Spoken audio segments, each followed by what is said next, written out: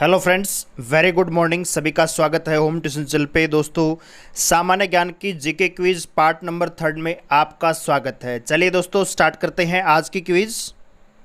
दोस्तों, quiz start करने से पहले इतना ही कहना चाहूँगा कि हमारा मैथ और रीजनिंग का combined course Delhi police special 16 अगस्त से स्टार्ट हो रहा है। दोस्तों, ये हमारा सेकेंड बैच है।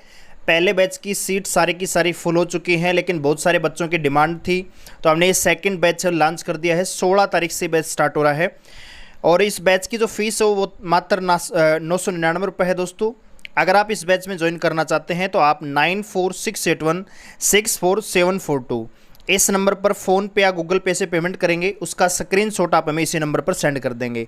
दोस्तों, इस बैच की जो क्लासेज हैं 10 अगस्त से मिलना स्टार्ट हो जाएंगी, तो आप हमारे साथ कनेक्टेड रहिए। चैनल को सब्सक्राइब कीजिए, बेल आइकन को प्रेस कीजिए ताकि नई वीडियो का नोटिस आपको तुरंत मिलता रहे। चलिए स्टार्ट करते हैं। चलिए दोस्तों, रहता है पहला क्वेश्चन। कह रहा है कि निम्नलिखित में से किस देश की भारत के साथ सबसे लंबी स्थलीय सीमा है? तो आप सभी जानते हैं, आंसर आएगा ऑप्शन डी, बांग्लादेश। आगे बढ़ते अगले क्वेश्चन पर। निम्नलिखित में से दक्षिण भारत की सबसे ऊंची चोटी कौन सी है? तो आप सभी जानते हैं, दक्षिण भारत की सबसे ऊंची चोटी अन्नामुडी है। आगे बढ़ते अगले क्वेश्चन पर। किन दो पर्वत श्रेणियों के मध्य कश्मीर घाटी स्थित है? किन दो पर्वत श्रेणियों के बीच मध्य कश्मीर घाटी स्थित है? तो दोस्तों, आंसर आएगा ऑप्शन बी, वर्ध हिमालय व पीर पंजाल श्रेणियों के बीच में स्थित है कश्मीर घाटी। अगला क्वेश्चन दोस्तों, भारत के निम्नलिखित राज्यों को उनके भौगोलिक क्षेत्र के घटते क्रम में व्यवस्थित कीजिए। यानी भौगोलिक क्षेत्र का मतलब है क्षेत्रफल के अकॉर्डिंग घटते क्रम में लिखना है। तो आप सभी जानते हैं, सबसे बड़ा जो क्षेत्रफल की दृष्टि से राज्य है वो है राजस्थान, उसके बाद महाराष्ट्र, फिर उसके बाद कर्नाटक और फिर आता है तमिलनाडु, दिए गए ऑप्शंस के अकॉर्डिंग। दोस्तों, तो ऑप्शन सी सवाल का आंसर आ जाएगा। अगला क्वेश्चन है, भारत के किस द्वीप का उद्गम ज्वालामुखी है? भारत के किस द्वीप का उद्गम ज्वालामुखी है? तो आंसर आएगा दोस्तों ऑप्शन ए, बैरन द्वीप। आगे बढ़ते हैं अगले क्वेश्चन पर। दोस्तों, निम्नलिखित में से कौन सा एक भारत में नीली क्रांति से, ब्लू रिवॉल्यूशन से संबंधित है? निम्नलिखित में से कौन सा एक भारत में नीली क्रांति? तो आप सभी जानते हैं, नीली क्रांति मत्स्य पालन से संबंधित है। अगला क्वेश्चन है, भारत तथा पाकिस्तान के मध्य सीमा रेखा एक उदाहरण है किसका? दोस्तों, भारत तथा पाकिस्तान के मध्य सीमा रेखा एक उदाहरण है किसका? दोस्तों, आपको बताना है। तो इसका आंसर आएगा अध्यारोपित सीमा का, अध्यारोपित सीमा का। ठीक है दोस्तों, भारत और पाकिस्तान के बीच में जो सीमा है वो अध्यारोपित सीमा का उदाहरण। दोस्तों, अध्यारोपित सीमा। आगे बढ़ते अगले क्वेश्चन पर। निम्नलिखित में से कौन सा जलाशय चंबल नदी पर बना है? निम्नलिखित में से कौन सा जलाशय चंबल नदी पर बना है? तो आंसर आएगा दोस्तों ऑप्शन बी, राणा प्रताप सागर। राणा प्रताप सागर चंबल नदी पर बना है। अगला क्वेश्चन है दोस्तों, भारत में निम्नलिखित में से कहाँ सबसे बड़ा पोत प्रांगण यानी शिपयार्ड है? भारत में निम्नलिखित में से कहाँ सबसे बड़ा शिपयार्ड है? तो आंसर आएगा ऑप्शन बी, कोच्चि या कोचीन। अगला क्वेश्चन दोस्तों, भूतापीय ऊर्जा पर आधारित मणिकरण विद्युत संयंत्र किस राज्य में स्थित है? भूतापीय ऊर्जा पर आधारित मणिकरण विद्युत संयंत्र किस राज्य में स्थित है? तो आंसर आएगा दोस्तों ऑप्शन सी, हिमाचल प्रदेश। मणिकरण विद्युत संयंत्र हिमाचल प्रदेश में स्थित है। अगला क्वेश्चन है दोस्तों, तो दोस्तों वीडियो को लाइक कीजिए, शेयर कीजिए और चैनल को सब्सक्राइब कीजिए अगर अभी तक आपने नहीं किया तो। आगे बढ़ते अगले क्वेश्चन पर। भारत में केंद्रीय गंगा प्राधिकरण की स्थापना कब हुई? भारत में केंद्रीय गंगा प्राधिकरण की स्थापना दोस्तों 1985 में हुई। ऑप्शन डी सवाल का आंसर आएगा। साइलेंट वैली परियोजना किस राज्य से संबंधित है? तो आप सभी जानते हैं, साइलेंट वैली परियोजना केरल राज्य से संबंधित है। अगला क्वेश्चन है, आलू एक क्या है? यानी आलू मूल है, फल है, कंद है या सलग कंद है? तो दोस्तों आंसर आएगा ऑप्शन सी, आलू एक कंद है। अगला क्वेश्चन है, कौन सी गैस नोबल गैस कहलाती है? कौन सी गैस नोबल गैस कहलाती है? तो दोस्तों आंसर आएगा हीलियम। हीलियम एक नोबल गैस है। अगला क्वेश्चन है, मानव शरीर में सबसे बड़ी ग्रंथि कौन सी है? मानव शरीर में सबसे बड़ी ग्रंथि दोस्तों यकृत है। ऑप्शन बी सवाल का आंसर आ जाएगा। अगला क्वेश्चन है, स्तनधारियों यानी मैमल्स में श्वसन किसके द्वारा होता है? मैमल्स में श्वसन दोस्तों फुफ्फुस या फेफड़ों के द्वारा होता है। आगे बढ़ते अगले क्वेश्चन पर, सिरका का रासायनिक नाम क्या है? सिरके का रासायनिक नाम दोस्तों एसिटिक अम्ल है। ऑप्शन ए सवाल का आंसर होगा। अगला क्वेश्चन है, मायोपिया किस अंग का दोष है? तो आप सभी जानते हैं मायोपिया आंखों की बीमारी है, यानी आई सवाल का आंसर आ जाएगा। मायोपिया आंखों से संबंधित बीमारी है। अगला क्वेश्चन दोस्तों, निम्नलिखित में से कौन सी एक ऊष्मा की इकाई नहीं है? तो दोस्तों ऊष्मा को हम कैलोरी में मापते हैं, किलो कैलोरी में मापते हैं, किलो जूल में मापते हैं, जबकि वाट इसकी इकाई नहीं है। ऑप्शन डी सवाल का आंसर आ जाएगा। अगला क्वेश्चन है, साधारण बैरोमीटर में कौन सा द्रव प्रयोग होता है? जो हमारा साधारण बैरोमीटर होता है उसमें दोस्तों हम पारे का प्रयोग करते हैं। ऑप्शन बी सवाल का आंसर होगा। दोस्तों आगे बढ़ते अगले क्वेश्चन पर। तो आगे बढ़ने से पहले इतना कहना चाहूँगा कि वीडियो पर पसंद आ रही है तो वीडियो को लाइक कीजिए, शेयर कीजिए और चैनल को सब्सक्राइब कीजिए। ठीक है दोस्तों, आगे बढ़ते अगले क्वेश्चन पर। अगला क्वेश्चन है, निम्नलिखित में से कौन सा एक ऊर्जा का नवीकरणीय स्रोत है? निम्नलिखित में से कौन सा एक ऊर्जा का नवीकरणीय स्रोत है? तो दोस्तों आंसर आएगा ऑप्शन डी, सौर ऊर्जा एक नवीकरणीय स्रोत है। अगला क्वेश्चन है, स्टार्च क्या है?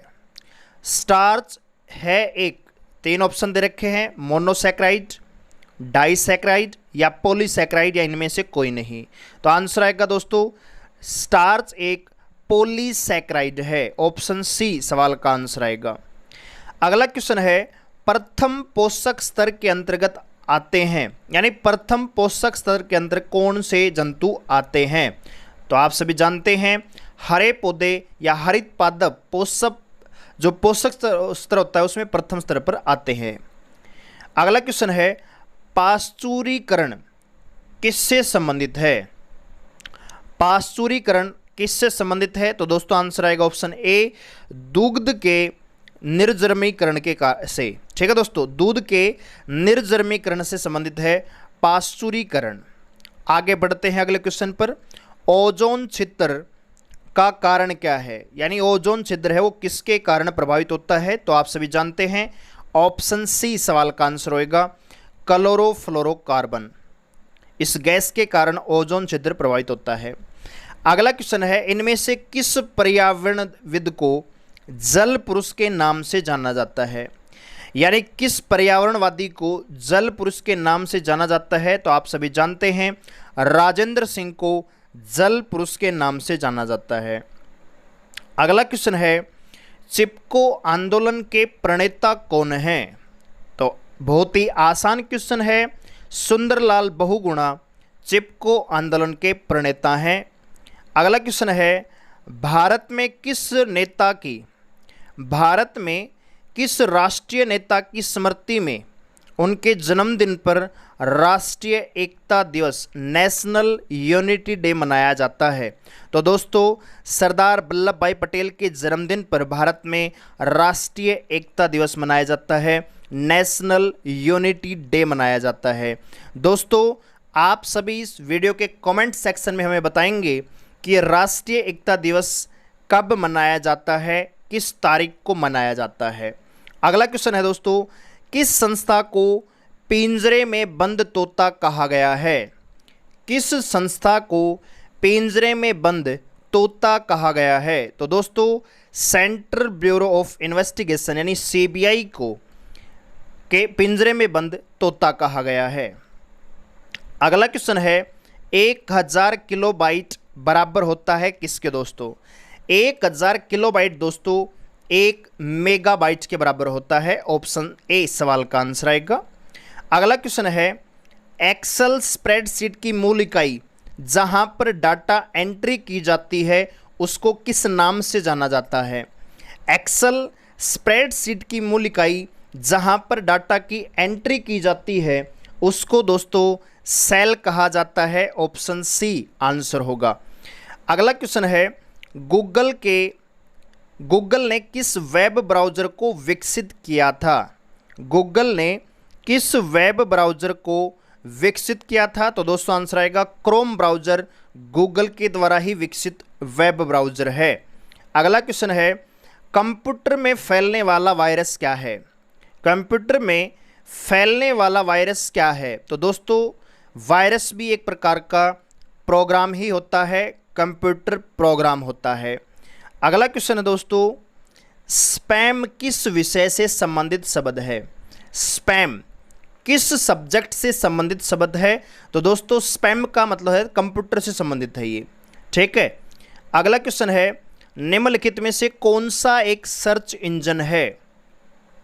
निम्नलिखित में से कौन सा एक सर्च इंजन है? तो दोस्तों बाइडू एक सर्च इंजन है।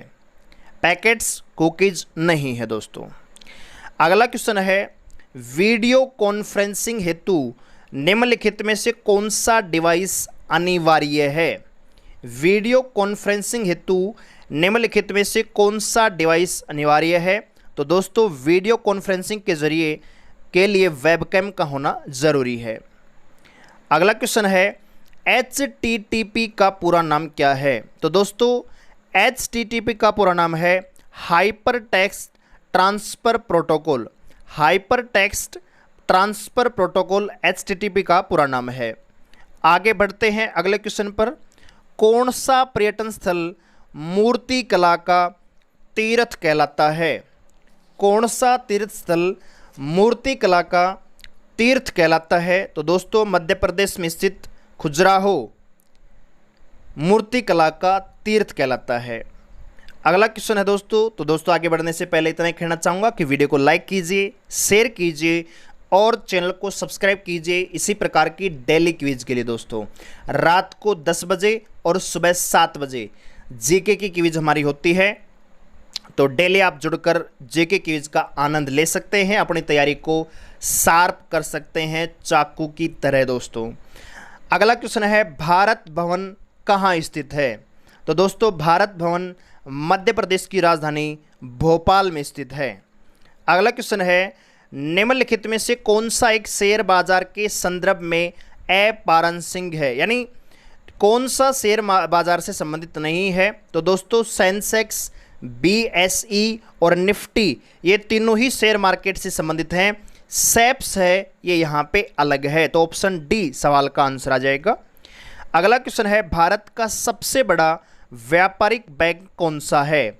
तो दोस्तों state bank of India Bharat का सबसे बड़ा व्यापारिक बैंक है। अगला क्वेश्चन है, शेर शाह का मकबरा कहाँ स्थित है? तो दोस्तों बहुत ही आसान क्वेश्चन है, सासाराम में शेर शाह का मकबरा स्थित है। अगला क्वेश्चन है, शिवाजी के गुरु का नाम क्या था? तो दोस्तों शिवाजी के गुरु का नाम रामदास था। ऑप्शन ए सवाल का आंसर होगा। अगला क्वेश्चन है, हम भारत के लोग we the people of India शब्दों का प्रयोग भारतीय संविधान में कहाँ किया गया है?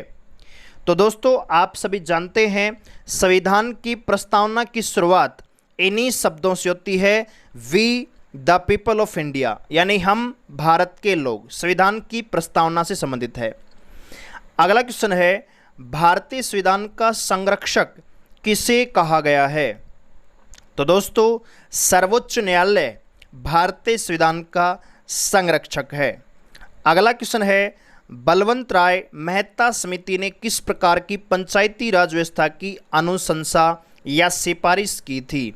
तो दोस्तों बलवंत राय मेहता समिति ने 3 स्तर की पंचायत समिति या पंचायत राज व्यवस्था की सिफारिश की थी। दोस्तों अगला क्वेश्चन है, वैज्ञानिक समाजवाद का श्रेय किसे दिया जाता है? तो दोस्तों वैज्ञानिक समाजवाद का जो श्रेय है वो कार्ल मार्क्स को जाता है। अगला क्वेश्चन है, भाषाई आधार पर सर्वप्रथम किस राज्य का गठन हुआ? तो दोस्तों आंध्र प्रदेश भाषाई आधार पर गठित होने वाला पहला राज्य है। अगला क्वेश्चन है, निकोलो कोंटी कौन था? निकोलो कोंटी दोस्तों इटली का एक यात्री जिसने विजयनगर साम्राज्य की यात्रा की। विजयनगर की साम्राज्य की यात्रा करने वाला निकोलो कोंटी एक इटली का निवासी था। अगला क्वेश्चन दोस्तों, क्रिकेट का मक्का किस मैदान को कहा जाता है? तो आप सभी जानते हैं इंग्लैंड में स्थित लॉर्ड्स ग्राउंड को ही क्रिकेट का मक्का कहा जाता है। आगे बढ़ते अगले क्वेश्चन पर, फुटबॉल को ओलंपिक खेलों में कब शामिल किया गया? फुटबॉल को ओलंपिक खेलों में दोस्तों 1908 लंदन ओलंपिक में शामिल किया गया।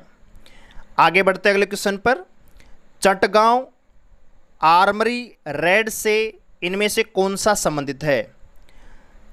चटगांव आर्मरी रेड से इनमें से कौन सा संबंधित है? तो दोस्तों option A Surya Sen Chittagong armoury raid से संबंधित है।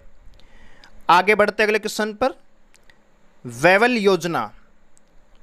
योजना किस वर्ष प्रस्तुत की गई थी?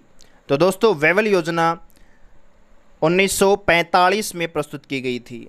ठीक है दोस्तों, तो ये है हमारी आज की क्विज। आपको कैसी लगी हमें कमेंट सेक्शन में ज़रूर बताएं, और आपने कितने क्वेश्चन गलत कमेंट किए हैं या गलत आंसर दिया है ये भी हमें ज़रूर बताएं। दोस्तों डेली सुबह 7 बजे और शाम को रात को 10 बजे हमारी जीके की क्विज होती है, तो उसे अटेम्प्ट करना ना भूलें। और वीडियो अगर पसंद आई है तो वीडियो को लाइक करें, शेयर करें और चैनल को सब्सक्राइब करें। और दोस्तों बेल आइकन को प्रेस करना ना भूलें। धन्यवाद।